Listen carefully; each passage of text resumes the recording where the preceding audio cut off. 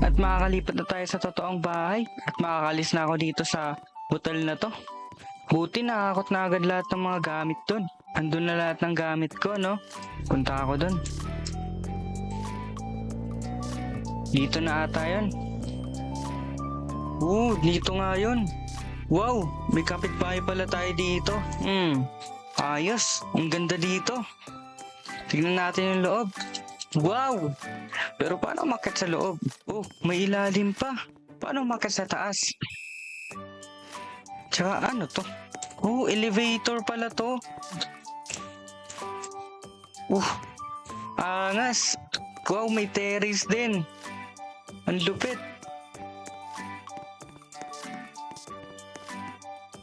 Dito siguro yung kwarto ko. Ayos. Ganda talaga dito.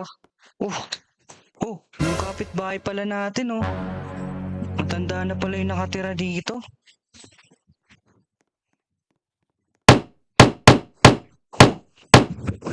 Bakit parang may pinupukpok siya doon? Silipin ko ba? Huwag na, baka may ginagawa lang siya doon, no? Tara, balik na tayo dito.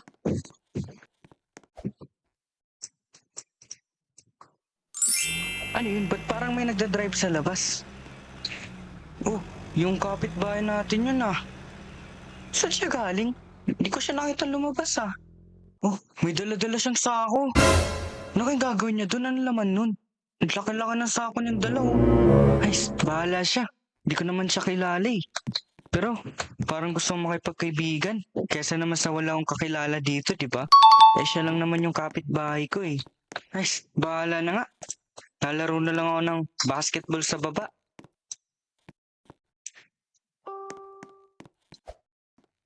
Hirap naman mag-shoot dito. 3 hours later. Nice. Nakakantok naman yung laro na yun. Nakakapagod. Halos ilang oras rin ako naglaro dito. Makakit na nga ako. Gabi na pala. Hindi ko na malayan yung oras, Yung ginagawa ng manong doon. Nice. Bahala na nga yan. Makatulog na lang. Sana maging kaklose ko yung matanda doon. Para naman hindi ako boring dito sa bahay na to, no? Panibagong araw na naman. Gusto kong kausapin yung matanda doon, Kausapin nga natin yun. Sana mabait siya, no? Aga niya naman yung nagising. Nanonood pa siya ng TV. Tay? Mukhang busy siya manood. Parang naririnig niya ba ako? Baka mahina lang panrinig niya, no? Ay, sino ba yun? Nako, yung bagong kapitbahay. Nako naman. Ba't ba naparito ka? Manong, ako nga pala si Sian. Bago niyong kapitbahay. Gusto ko lang po sana makipagkilala. Ay, nako, doon ka na. Oh no! Ayoko, di ako interesado sa'yo. Nice, ang salbahay naman ni Lolo. Tara na nga. Ang weird naman nun. Last time may pinupukpok siya dun, Pero mukhang wala na mga ayusin sa bahay niya. Nice, bahala siya. Baka nood na nga na ng TV. 3 hours later. Tulong! Sa TV ba yun? Tulong! Ay, hindi. Tulong! Sa bahay ni Lolo yun, Last time may pinupukpok lang siya. Ngayon may humihingi ng tulong. Sobrang weird na. Parang gusto ko siyang imbestigahan. Tignan nga natin kung anong ginagawa niya dun. Siya yun, papalabas siya.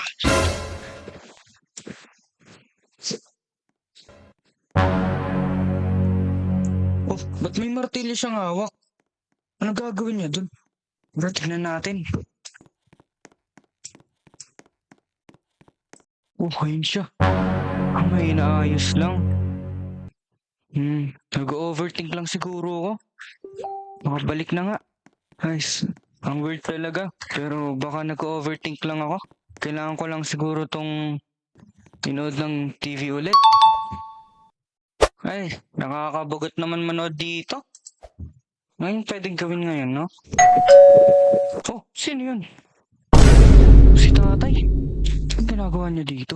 O tay, ba't po naparito kayo? Ay, gusto ko lang sana magbigay na ito, onting pagkain. Para alam mo naman, peace offering kanina. Ay, naku tay, wala yun, no ka ba? Di naman problema sa akin yun, tsaka alam ko naman yung ano ng mga matatanda no? Mabilis uminit yung ulo. Ay, oo, tama ka dyan. Sana tanggapin mo to. Ay, oo naman po. Okay na. Yan, thank you po tay. Sige po, pag ako naman po yung may pagkain, magbibigay rin po ako. Oh, sige. Masarap yan, kumain ka ah. Sige po tay. Pwede pala ni tatay, no? Bigyan tayo ng pagkain. Kainin na lang natin to. Sakto, nababagot ako eh. Masarap naman siya, pero ang weird ng lasa. Beef to, di ba? Pero bakit parang ang weird ng lasa, pati ng itsura? Oh no! Lasang karning hindi ko pa natikman. Baka branded lang, no? Sa bagay, kasi last time nag-shopping siya eh. May malaki siyang sako, di ba? Baka ito yon. Sarap naman. Pero nakakaumay. Okay na yan. Ah, Ano yun? tulong. May sumisigaw? Tulungan niyo ako kung naririnig niyo. Galing sa TV ba yan? Parang awa nila, tulungan niyo ako, Hindi. please. Galing sa bahay ni Lolo yun ah. Oh no! Teka, matignan nga. Uy, teka, si Lolo palabas.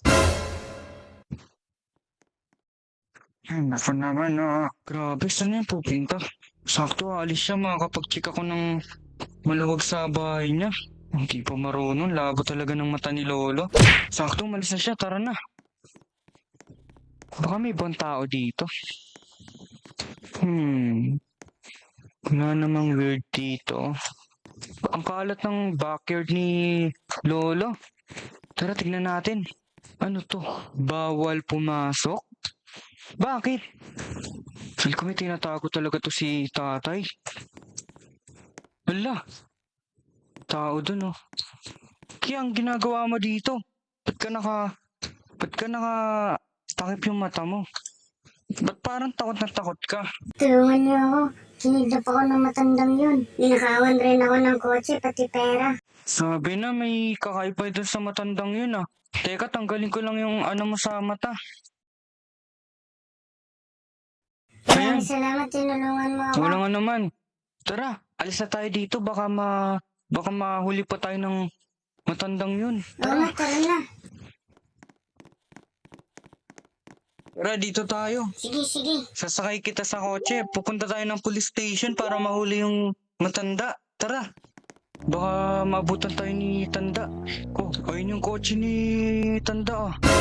Naku, huwag tayo magpapakita. Dapat ingat lang tayo ah.